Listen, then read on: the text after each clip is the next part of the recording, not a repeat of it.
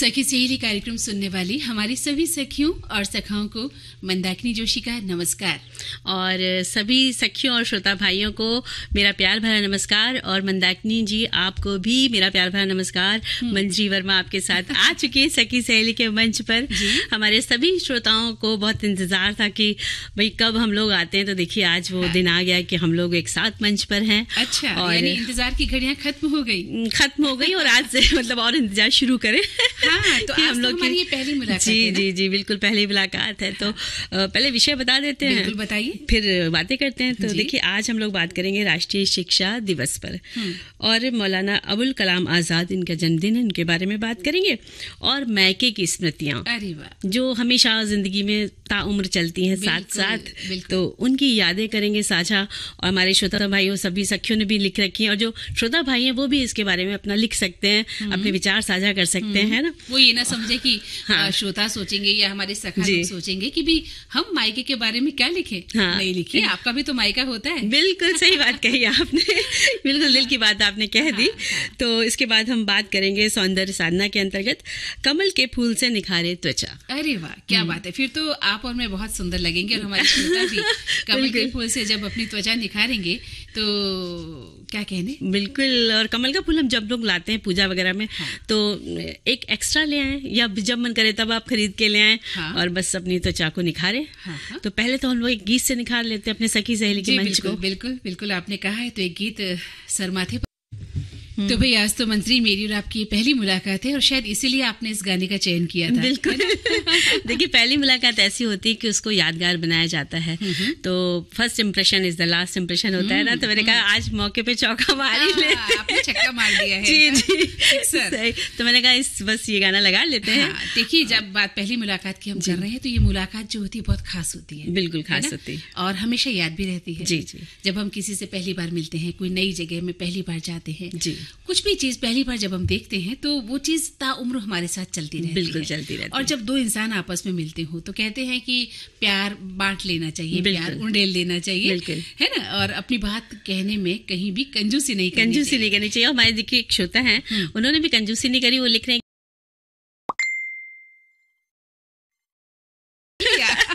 प्रश्न उनका वाजिब है। तो ठीक है, हमारे साथ मंदाकिनी जी है, तो बस उन्हीं को ही बड़ा मान लेते हैं। बढ़िया जी है जी।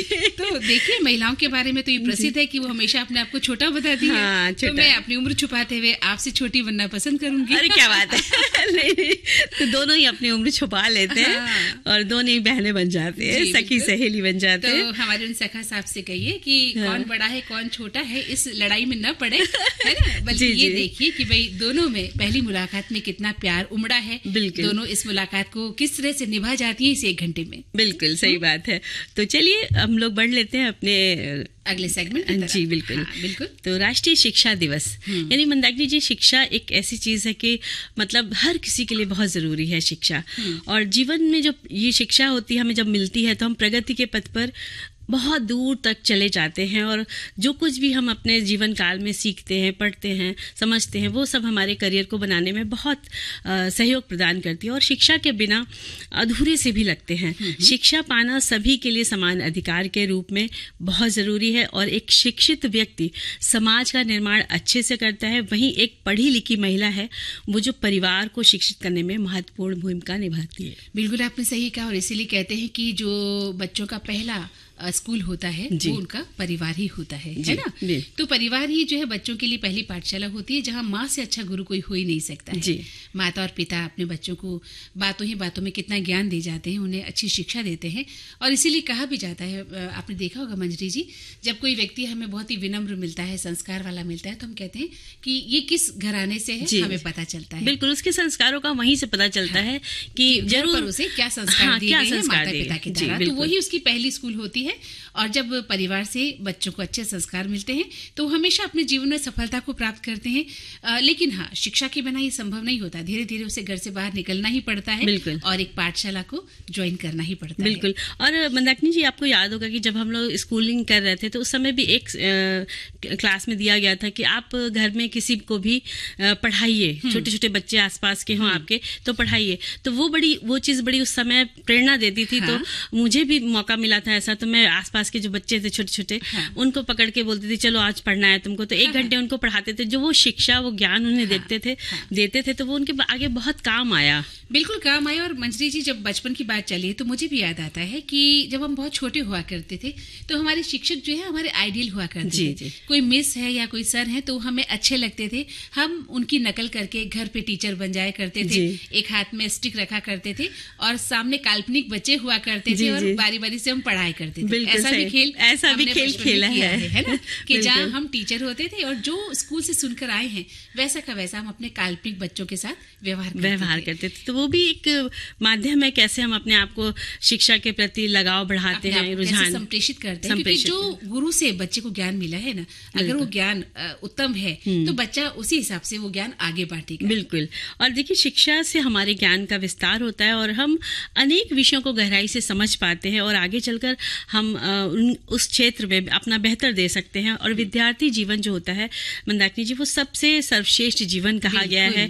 जो इसको समझ गया तो उसको आगे बढ़ने से कोई नहीं रोक सकता। जैसे अभी इस समय हम लोग की वो स्कूलिंग कॉलेज टाइम तो खत्म हो चुका है, लेकिन जब बच्चे मिलते हैं ना, तो जब कहते हैं नहीं मैं पढ़ते पढ़ते बोर हो गया हूँ, मन नहीं लग रहा है, तो हम उनको समझाते हैं कि देखो ये जो तुम्हारा टाइम है ना, ये गोल्डन टाइम है, इससे अच्छा कुछ भी नहीं है। बाकी पढ़ने के बाद तो फिर नौकरी की तलाश, ये सब जिम्मेदारियां हैं, शुरू हो जाती है। लेकिन एक बात है मंजरी जी, कि जब वो बच्चे छोटे होते हैं तो वो सोचते हैं मैं कब बड़ा बनूंगा, उनको यही लगता है ना। वो कहते हैं आपकी जिंदगी में कितना मजा है, आप तो सिर्फ ऑफिस जाते हो, कोई काम नहीं है आपके पास। तो वो हमारी जिंदगी को देखकर ऐसा सोचते हैं कि बड़ा बनकर बहुत सुखी हुआ जा सकता है, लेकिन उनको नहीं पता बड़े के सुख अलग है, लेकिन बचपन की जो यात्रा है वो ऐसी यात्रा कभी मिलती बिल्कुल नहीं। और वो विद्यार्थी जीवन तो भाई अनमोल जीवन होता है। उस वक्त पढ़ना थोड़ा मुश्किल जरूर लगता है बच्चे को, और डांट खाना या पहले टीचर पीट भी दिया करते थे बच्चों को, अब तो बिल्कुल नहीं होता है ऐसा, तो बच्चों के लिए भारी हो जाता था। तो हमारे श्रोता भी बहुत कुछ लिख रहे हैं मंजरी जी, कहें तो उनका विचार भी ले लिया जाए। बिल्कुल ले लिया जाए। देखिए, एक संदेश तो हमें अभी देखा, मैंने लिखा है कि ये एक ज्ञात तथ्य है कि शिक्षा से हमारे पूरे जीवन को बदलने की शक्ति मिलती है। सीखने से हमारे सोचने की क्षमता और धारणा बदल जाती है। शिक्षा केवल किताबों से प्राप्त ज्ञान तक ही सीमित नहीं है, बल्कि इसे कक्षा के बाहर व्यवहारिक अनुभवों के माध्यम से भी प्राप्त किया जा सकता है। आज शिक्षा पहले से कहीं अधिक महत्वपूर्ण है तथा इसकी वास्तविक आवश्यकता की नई समझ के साथ ये नई ऊंचाइयों पर पहुंच गई है। हम जो कुछ भी करते हैं उसमें शिक्षा हमारे चारों ओर मौजूद है, इसीलिए इसका बुद्धिमानी से उपयोग करें। शिक्षा हमें एक बेहतर इंसान बनाती है और हमारे समग्र व्यक्तित्व को विकसित करने में मदद करती है। इसके अलावा ये हमारे व्यक्तित्व को निखारती है और हमारे बेहतर तर्क संगत निर्णय लेने में भी मदद करती है। बहुत शानदार लिखा है इन्होंने शिक्षा को लेकर। एक श्रोता लिख रहे हैं कि राष्ट्रीय शिक्षा दिवस को स्वतंत्र भारत के पहले मंत्री एपीजे अब्दुल कलाम जी के जन्म दिवस पर मनाया जाता है और इस दिवस का उद्देश्य यही है कि शिक्षा के प्रति ज्यादा से ज्यादा लोग जागरूक हो, अपने बच्चों को पढ़ाई लिखाई कराएं, क्योंकि आज के समय में बहुत जरूरी हो गया है। चाहे लड़का हो या लड़की, सबको बराबर की शिक्षा मिलनी चाहिए। यही उपदेश हमारे राष्ट्रपति एपीजे अब्दुल कलाम का भी था। बिल्कुल मंदाकिनी जी, इस संदेश, इतने बढ़िया संदेश के साथ आगे हम इन्हीं की ही चर्चा करने वाले हैं, लेकिन उससे पहले एक गीत की ओर बढ़ लेते हैं। बिल्कुल, एक प्यारा सा गीत हमारे उन माता पिताओं के नाम जिन्होंने अपने बच्चों को प्रारंभिक शिक्षा बहुत ही बेहतर दी और आगे चलकर भी देश के सर्वश्रेष्ठ मेरा चालसा है। हम लोग अब इसी विषय को आगे बढ़ाते हुए अपनी चर्चा जारी रखते हैं। जी बिल्कुल। और देखिए, राष्ट्रीय शिक्षा दिवस भारत के प्रथम शिक्षा मंत्री एवं भारत रत्न से सम्मानित मौलाना अबुल कलाम आजाद की याद में हर वर्ष आज के दिन यानी 11 नवंबर को मनाया जाता है, क्योंकि उनका जन्मदिन भी आज हम मना रहे हैं। मानव संसाधन विकास मंत्रालय ने 2008 को इसे मनाने की घोषणा की। तभी से मौलाना अबुल कलाम आजाद जी की याद में इसे आज की तारीख में मनाया जाने लगा। बिल्कुल सही कहा मंजरी आपने, क्योंकि सभी शैक्षणिक संस्थानों में साक्षरता के महत्व के बारे में बताया जाता है और कई सेमिनार, संगोष्ठी, निबंध हो, लेखन हो, भाषण हो, जो भी प्रतियोगिताएं होती हैं, कार्यशालाएं होती हैं और रैलियां, उस दिन आज के दिन खास इसको भी हम मनाते हैं। बिल्कुल। और मौलाना अबुल कलाम चाहते थे कि सभी को शिक्षा मिले, सभी साक्षर हों। और अबुल कलाम जी का वास्तविक नाम मुहिद्दीन अहमद था। आपके पिता ने प्रारंभिक शिक्षा दी और बाद में प्रसिद्ध शिक्षा संस्थान से उच्च शिक्षा प्राप्त करने के बाद आपको उर्दू के साथ साथ फारसी भाषा, हिंदी, अरबी और अंग्रेजी भाषाओं में भी बहुत महारत हासिल थी। बिल्कुल, मौलाना आज़ाद साहब ने अखबारों के द्वारा राष्ट्रीय स्वदेशी भावनाओं को जागृत करने की कोशिश भी की और आपने राजनीतिक क्षेत्र में भी अपना योगदान दिया। आपने असहयोग आंदोलन, खिलाफत आंदोलन और भारत छोड़ो में भी हिस्सा लिया और गांधी जी से भी बहुत प्रभावित रहे। कई देशों का भ्रमण करके गांधी जी के विचारों, चिंतन और सिद्धांतों का प्रसार किया और आप उर्दू के साहित्यकार, पत्रकार भी रहे। और मौलाना आज़ाद की अगुवाई में संगीत नाटक अकादमी, साहित्य अकादमी और ललित कला अकादमी का गठन हुआ। 1950 में पहले ही वे भारतीय सांस्कृतिक संबंध परिषद का गठन कर चुके थे। आप आज़ाद भारत के केंद्रीय शिक्षा बोर्ड के चेयरमैन भी थे। बिल्कुल मंजरी, वे भारत में धर्म, जाति और लिंग से ऊपर उठकर 14 साल के सभी बच्चों को उन्होंने प्राथमिक शिक्षा दी जानी चाहिए, ऐसा उन्होंने कहा। उसका समर्थन करते थे। दूरदर्शी रहे हमेशा। 1950 के दशक में ही सूचना और तकनीकी के क्षेत्र में शिक्षा पर ध्यान देना उन्होंने शुरू कर दिया था और आधुनिक शिक्षा पद्धति पर भी उन्होंने जोर दिया। आपने इंडियन इंस्टीट्यूट ऑफ टेक्नोलॉजी का भी गठन किया था जी। और अखिल भारतीय तकनीकी शिक्षा परिषद AICTE और सेकेंडरी एजुकेशन कमीशन भी उन्हीं के कार्यकाल में स्थापित किया गया। और इसके अलावा जामिया मिलिया इस्लामिया विश्वविद्यालय की स्थापना में भी उनका योगदान रहा। महिलाओं और वंचित वर्ग की शिक्षा के खास हिमायती थे। आपकी पहल से ही भारत में 1956 में विश्वविद्यालय अनुदान आयोग की स्थापना की गई। स्वाधीनता आंदोलन हो और सार्वजनिक जीवन में अविस्मरणीय योगदान देने के लिए 1992 में उन्हें भारत रत्न, हालांकि वो मृत्यु पश्चात दिया गया था, से उन्हें सम्मानित किया गया। 2 फरवरी 1958 को आपने अंतिम सांस ली। आपके प्रयासों और योगदानों के लिए यही कहा जाता है, हमेशा याद आते रहेंगे कि और जो राष्ट्रीय शिक्षा दिवस आज हम मना रहे हैं, इसका उद्देश्य भी मंजरी यही है कि लोगों को शिक्षा के अधिकार और शिक्षा के महत्व के प्रति हमें जागरूक करना है। बिल्कुल, और घर के प्रत्येक सदस्यों को अच्छी शिक्षा मिले, कोई भी बच्चा इससे वंचित ना रहे। माता पिता का भी ये कर्तव्य होना चाहिए कि बच्चों को पाठशाला भेजें और समृद्ध परिवार जो हैं वे उन बच्चों के लिए कुछ करें, यानी कि जिनके पास सब कुछ है, सुविधाएं उपलब्ध है, वो उन बच्चों के लिए कुछ करे जो शिक्षा के उससे पाने से वंचित रह जाते हैं, उनकी मदद कर सके। स्कूल में चाहे वो एडमिशन कराने की बात हो या शिक्षा से जुड़ी कुछ चीजें उनको उपलब्ध करानी हो, उनका खर्चा वहन करें। और स्कूलों को भी ऐसे बच्चों के लिए आगे आना चाहिए कि वो कुछ कंसेशन करें या फीस कम कर दे। और ऐसे ही जो हम मदद करते हैं तो जो हमारे जो देश के निहाल बच्चे हैं उनको बहुत ही साक्षरता बनने में किसी प्रकार की दिक्कत नहीं आती है। बिल्कुल, क्योंकि शिक्षा सबका अधिकार है, सबका अधिकार है। और ऐसा होता है कई बार मंजरी कि बहुत होशियार बच्चे होते हैं लेकिन उनके पास सुविधाएं नहीं होती है, पढ़ने के लिए पैसा नहीं होता है। कितने उदाहरण हमारे सामने आए हैं जहां बच्चों ने लैंप पोस्ट के नीचे पढ़कर वो बड़े बड़े पदों पर आसीन हुए हैं, टॉप किया है। बहुत सारे, अगर हम उनका जिक्र करें तो ये कार्यक्रम छोटा पड़ जाएगा। और आज भी बहुत सारे ऐसे बच्चे हैं, अगर हम गांवों में नजर दौड़ाते हैं तो वे दिन भर बकरियां चराते हैं या अपने जो काम करते हैं लेकिन वो शाम को पढ़ते हैं। अखबार बेचने वाले बच्चों को भी मैंने देखा कि वो अखबार पढ़ते हैं और उससे अपना जीके बढ़ाते हैं। तो बहुत से उदाहरण है, लेकिन अगर हमें पता है तो हम ऐसे लोगों की सहायता कर सकते हैं ताकि देश को सर्वश्रेष्ठ नागरिक मिल सके। बिल्कुल। और हमारे श्रोता क्या लिख रहे हैं? वो लिख रहे हैं कि राष्ट्रीय शिक्षा दिवस को स्वतंत्र भारत के पहले मंत्री APJ अब्दुल कलाम जी के जन्मदिवस के रूप में मनाया जाता है। और जैसा कि हम लोगों ने कहा है कि इसका उद्देश्य यही है कि शिक्षा के प्रति ज़्यादा से ज़्यादा लोग जागरूक हों और अपने बच्चों को पढ़ाई लिखाई, क्योंकि आज के समय में बहुत ज़रूरी है, मतलब बच्चों को पढ़ाएं और चाहे वो लड़का हो या लड़की, सबको बराबर ही शिक्षा देनी चाहिए। यही उपदेश हमारे राष्ट्रपति जी का भी था।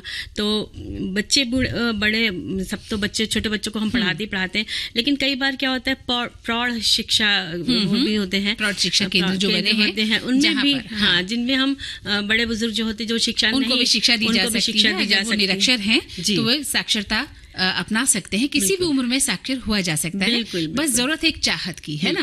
हमारे श्रोता लिख भी रहे हैं कि राष्ट्रीय शिक्षा दिवस स्वतंत्र भारत के पहले शिक्षा मंत्री मौलाना अब्दुल कलाम आजाद की जयंती पर मनाए जाने वाला भारत में एक वार्षिक उत्सव है और ऐसे उत्सव जो है मनाने से देश में शिक्षा का प्रचार और प्रसार होता है। तो अब एक गीत सुन लें पहले। बिल्कुल, समा बदलने के लिए भी। लेकिन एक बात मैं कहूंगी कि ऐसे लोगों का साथ अगर हमें मिल जाए तो पूरी जिंदगी बहुत ही महान बन सकते हैं। और लिखते हैं कि आज सखी सहेली ने गीतमाला से पहले ही बाजी मार ली है, तो आज की विषय सूची देखकर यहाँ कुछ लिखने का मन हुआ है। अच्छा। शिक्षा का अर्थ है पाश्विक संस्कारों से युक्त आदमी को मानवीय संवेदनाओं से युक्त इंसान बनाने का विज्ञान, ताकि वो अपने विकास के अगले सोपान पराचेतन में छलांग लेकर अपनी जीवात्मा को भवसागर से पार करते हुए परमात्मा से पुनः एकत्व स्थापित कर सके।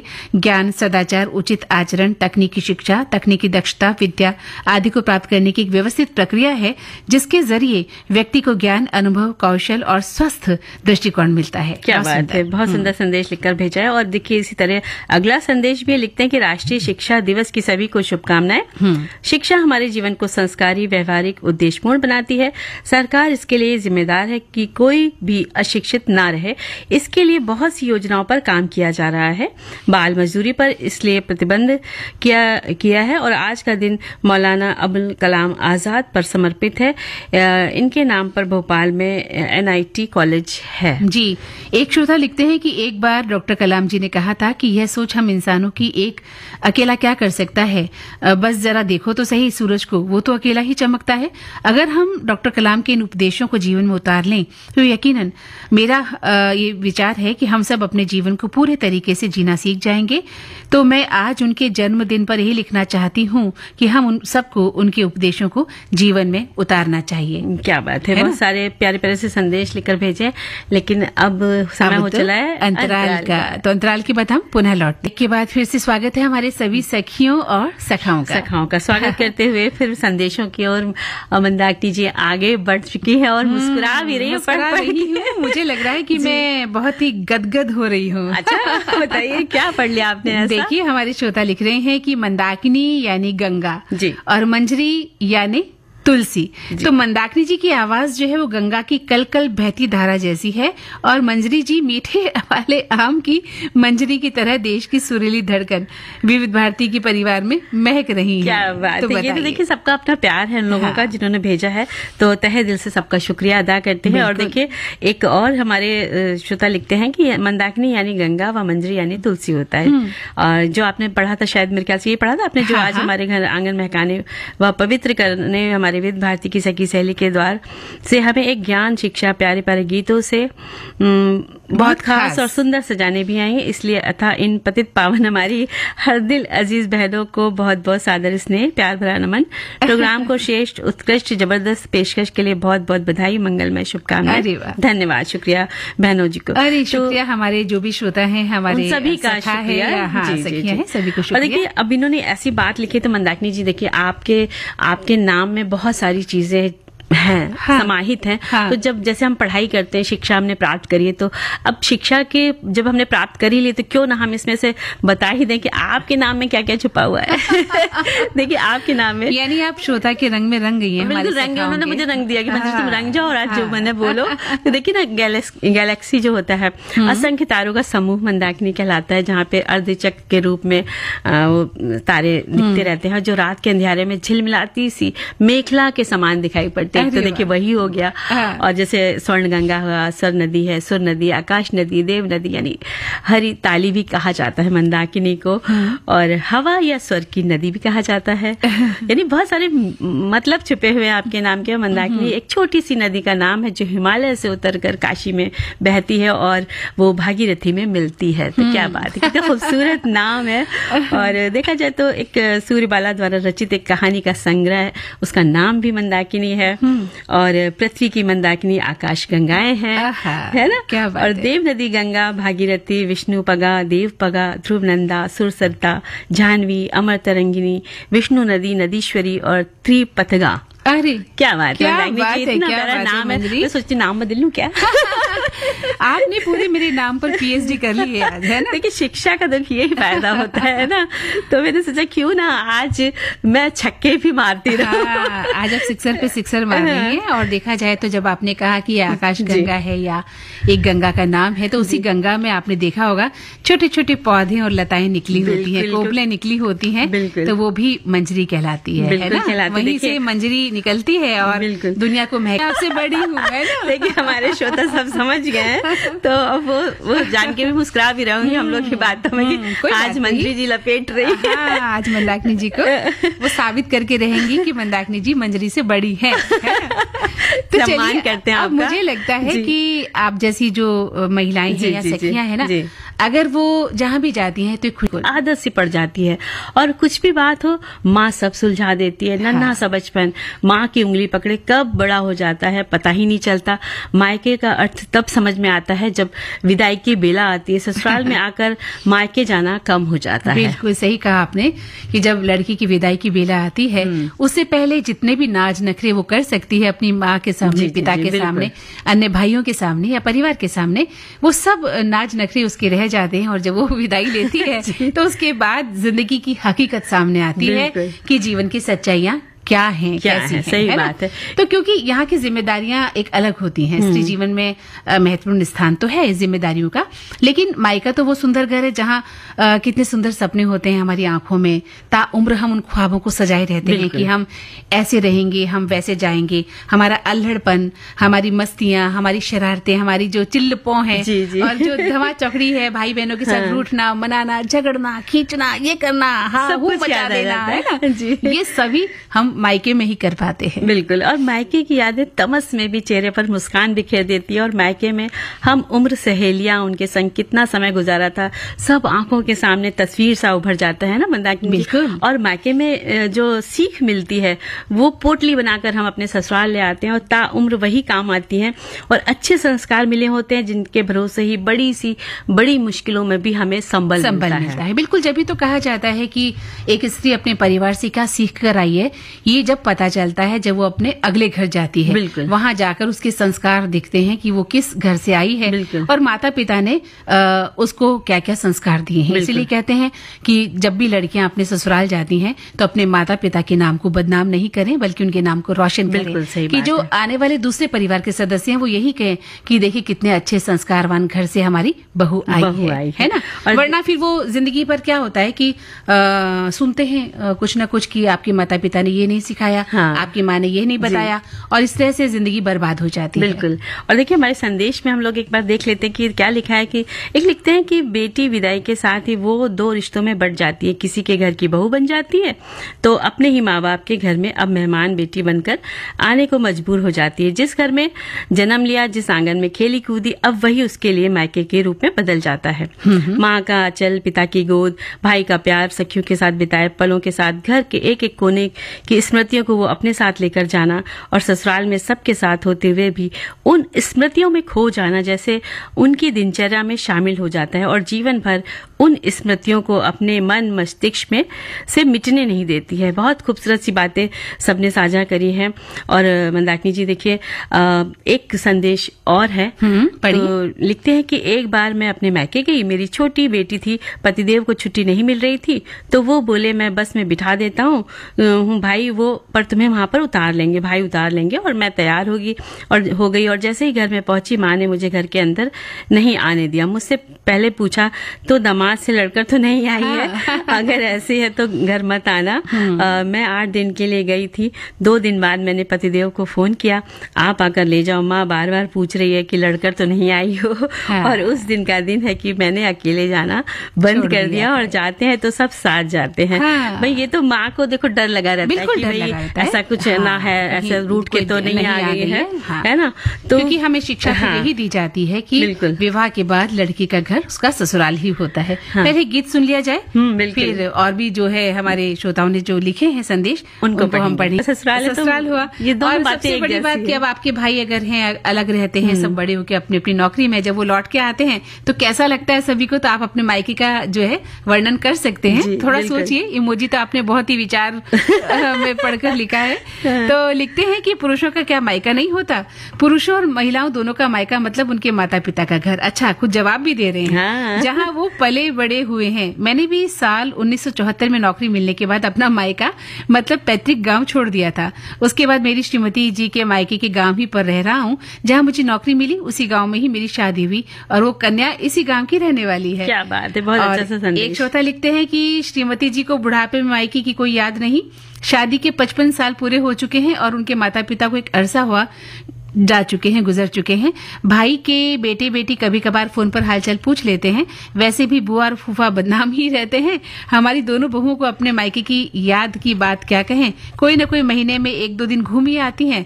30-40 किलोमीटर की दूरी कोई लंबी यात्रा नहीं होती है। क्या बात है, बहुत अच्छे संदेश लिखे हैं। और इसी तरह एक लिखते हैं कि मायके इस मिशन स्वाभाविक है कि शादी के बाद मायके की याद तो आएगी, लेकिन कुछ लगता है कि अगर कोई लड़की नई नई ससुराल आई है तो ससुराल वालों को उसको प्यार देने की पूरी कोशिश करनी चाहिए, ना कि छोटी छोटी बातों में उसको ताने देने चाहिए, ना उससे ना सुनाना चाहिए, और उसे नए माहौल में डालने का पूरा समय देना चाहिए। और दोनों को ही अपने अपने तरीके से इस नए माहौल में डरने की कोशिश, मतलब नहीं डराने की कोशिश नहीं करनी चाहिए।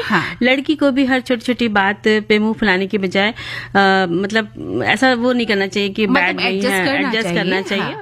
ताजी ताजी महकी महकी जोश है जबरदस्त, ये चाय बड़ी है मस्त। पताका चाय, गजब का स्वाद।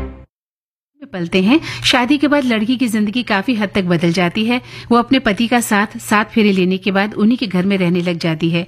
ये एक ऐसा दौर होता है जब एक स्त्री को नए रिश्तों और नए परिवार के साथ तालमेल बिठाना होता है। हालांकि पूरी तरह से नए और अनजान लोगों के बीच अक्सर लड़की को अपने माता पिता, भाई बहन और घर की याद आती है। और देखिए अगले संदेश में क्या लिखते हैं कि लोग कहते हैं कि जब तक माँ बाप हैं तब तक मायका होता है। ऐसा नहीं है, भाई भौजाई भतीजा सभी लोग बहुत प्यार करते हैं, पर कुछ ऐसे क्षण होते हैं जब लगता है कि माँ होती तो शायद ऐसा होता।